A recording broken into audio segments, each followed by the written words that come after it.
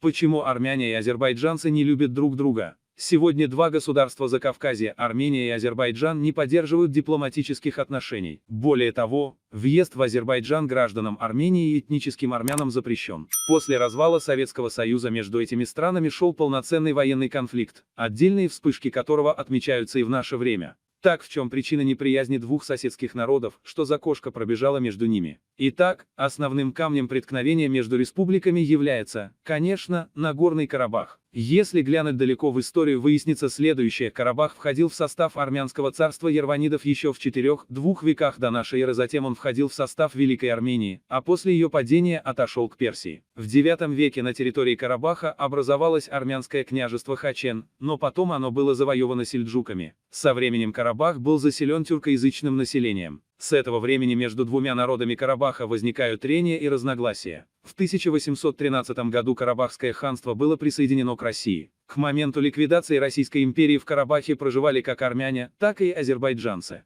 Царская политика в отношении двух закавказских народов была крайне противоречивой, и во многом именно она способствовала возникновению конфликта, поддерживая то армян, то азербайджанцев. В 1905 году на территориях совместного проживания армян и азербайджанцев произошли волнения, сопровождавшиеся обоюдной массовой резней. Очередной полноценный вооруженный конфликт между армянами и азербайджанцами начался в конце Первой мировой войны. Начался он с антимусульманских погромов в Баку, которые устроили представители армянской партии Дашнаксутюн. Азербайджанцы, понимая, что им не стоит ждать помощи от агонизирующей Российской империи, стали ждать помощи от Турции. Узнав о том, что азербайджанцы объединились с их давними врагами турками, армяне были готовы к полноценной войне. Прекратить войну удалось в 1920 году, когда республики были советизированы. Нагорный Карабах по решению большевиков отошел к Азербайджану. Во времена СССР конфликты между армянами и азербайджанцами, если и происходили, то больше на бытовом уровне. Советская власть не давала братским советским народам воевать друг с другом. Когда же развал СССР стал неминуем, в республиках обострились национальные вопросы. В 1992 году вспыхнул очередной армяно-азербайджанский конфликт, после которого образовалась непризнанная Нагорно-Карабахская республика.